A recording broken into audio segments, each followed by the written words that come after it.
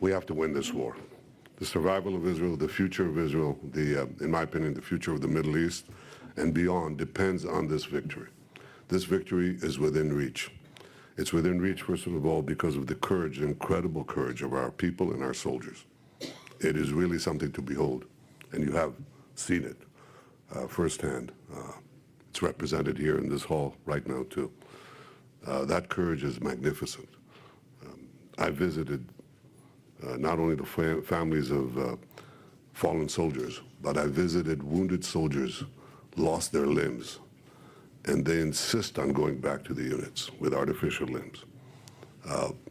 I was in officer training school, cadets who had been fighting there. There were 10 wounded soldiers among them. One with prosthetics, they want to go back in. This is an amazing affirmation of the life force within the Jewish people, the same force that brought about the reestablishment of the Jewish state after the horrors that we suffered, including in the Holocaust. And it's that same spirit today that animates the vast majority of the people, the army, the reservists. They want victory because they understand that victory is essential for survival. How do we define victory?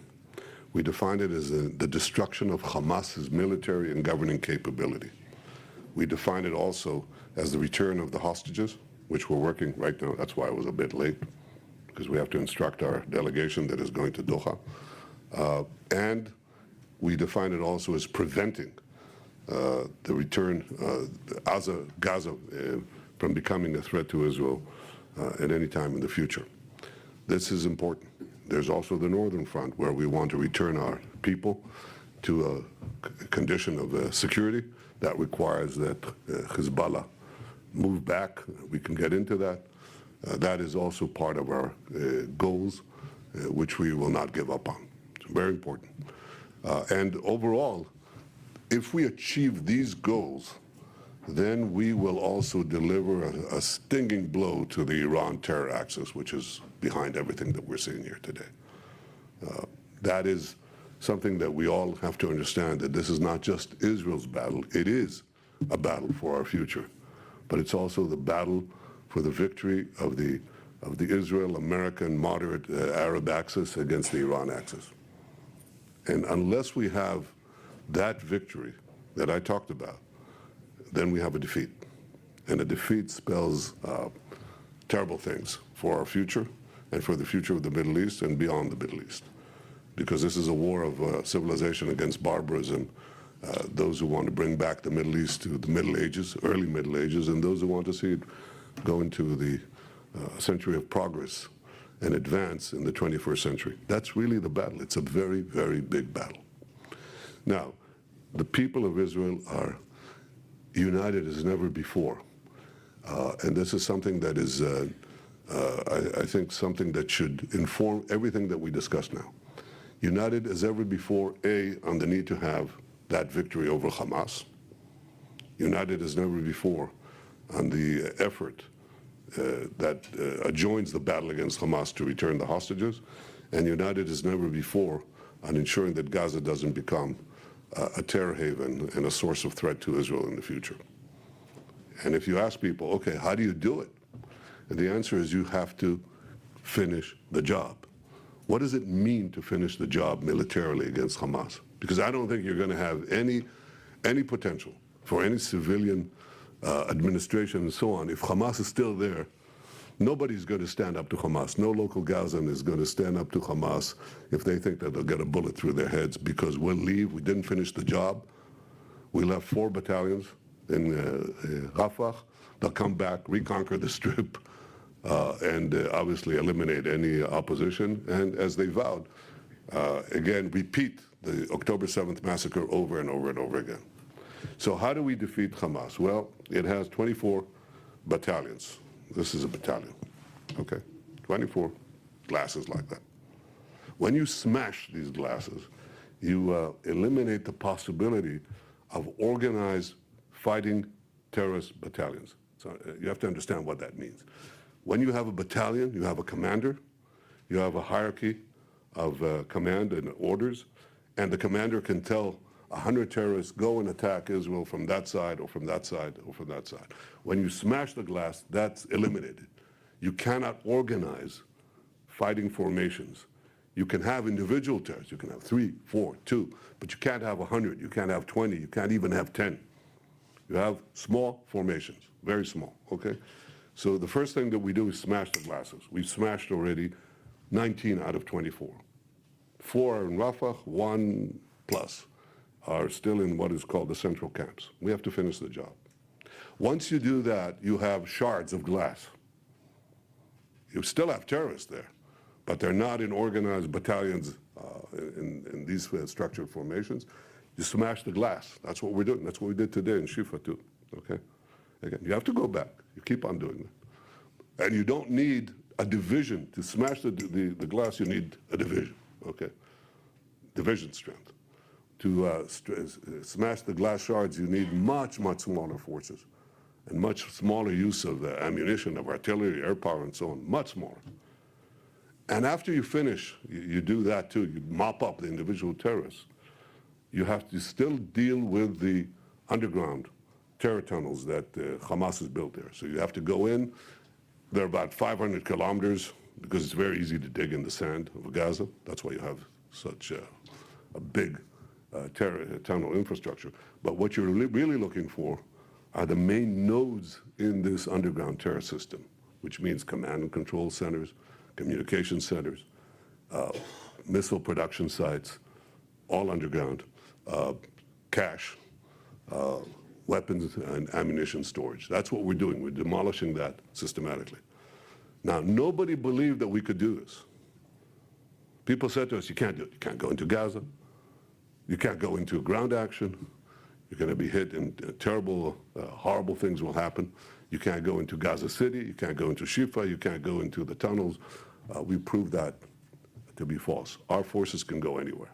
So we have to complete the job of smashing the glasses and then the shards and then the underground. And we're doing all that. When people tell us don't complete the job, leave 4 or 5 terrorist battalions in place, what they're actually saying is don't win the war, which means lose the war. That's what it means. And why do they say it? They say, ostensibly, okay, ostensibly they say it, because they're worried about the civilian population. So are we. You know, if you look at what has happened up to now, we moved the civilian population. They say everybody's concentrated in the south. How come? Because we moved them. We didn't trap them in the north. We got them out of harm's way, even though Hamas did everything in their power to keep them in harm's way. Okay, so we got them out. Well, we can move them back north, not necessarily to Gaza and so on. That's not likely to happen now. It's still a fighting zone. It's not going to happen now. But there's still about 65% of the Gaza Strip between Rafah and the central corridor that we're talking about. 65%. There's plenty of space. We can move them. And people say, no, you're going to trap a million people. We're not going to trap a million people. We had a rescue operation, you know, where we rescued 2 hostages a few weeks ago. You know where they were? Right in the center of Rafah.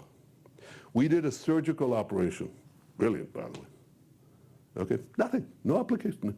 Relatively minor, negligible use of firepower. You know what happened as a result? We got the hostages out. You know what else happened? 70,000 people left like that. From nothing. So the idea that we're going to trap 1.2 million, we're not going to let them go out, they're not going to leave, we don't have arrangements for them, that's not true. And in fact, it's a flimsy excuse because they will leave, because we'll make sure that they have where to go. We're going to move the various international agencies that are in the south. We're going to say, move here, move there, move there. There's precise locations. That argument is fallacious. It's repeated over and over again. It doesn't make them true. So we have now basically told the army has presented plans to take over Rafah and destroy the remaining battalions, but also to enable the population to move, and also quite concurrently a humanitarian plan that we're doing, and the problem is not getting the trucks into Gaza. That's a problem, but not the big problem. The problem is how do you distribute? Because getting them in, everything that you see, the airdrops, that's with us. The sea route, that's with us. Actually started out as an idea that I presented to President Biden 2 weeks into the war. That's us. And then alternative ground routes, that's us. Kerem Shalom, and now in the center of what is called Karni, that's us. We're providing it. If the problem is how do you prevent looting by Hamas and by others so that it does get to the civilian population. We're working on that. It's important to understand. Now, you ask the people of Israel are united in getting into Rafah, finishing Hamas, and also they're united in very large numbers of saying we don't want the PA there because the PA will continue to educate the children of Gaza towards the destruction of Israel and towards terrorism and so on. We've been there, done that. We don't want that. We want Gazans. We've authorized to try to get Gazans to distribute the food. But those Gazans will only do it if they think that we got rid of Hamas. The picture that is presented in the last few days and weeks in the United States is completely different from what I described. It's not the unity of the people, and you can go into any cab, go into a mall, shopping mall, walk on the street, talk to people. And the great majority will tell you that they support what I just said. The goals that the government has set, that's not the description. The description is you have an outlier prime minister with some extreme fringe groups, and that's what's driving the policy. False. I would say deliberately false. They know it's false. But that falsehood is perpetrated, and it's wrong. There is unity among the people to achieve victory along the lines that I described. It is within reach, and we're going to do it. I've said this to the president. I've said it to the people that I've talked to. They keep saying that local politics is interfering with this. They may be right. On which side of the pond? We have to win this war. We have to stand together and win this war. We have to stand together here, and we have to stand together there. Because it's the right thing to do, because it's the necessary thing to do, because it's the one thing that will assure the viability, future, and security of the State of Israel.